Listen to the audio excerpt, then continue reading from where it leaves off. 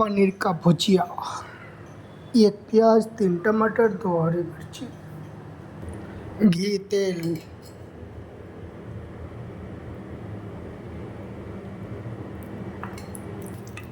प्याज, हरी मिर्ची, प्याज लाल। अब डालेगा टमाटर,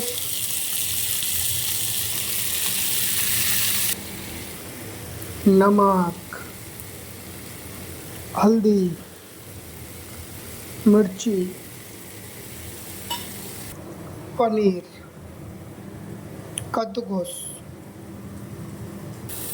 मसला भुने গেছে। এখন ডালবো পনির, উপরে ঢেলে দেবো ধনিয়া কচি। রেডি পনিরের ভুজিয়া। কে কে খাবে একটা করে লাইক, একটা করে কমেন্ট, একটা করে শেয়ার করো, ওর বাড়িতে পৌঁছে যাবে পনিরের ভুজিয়া।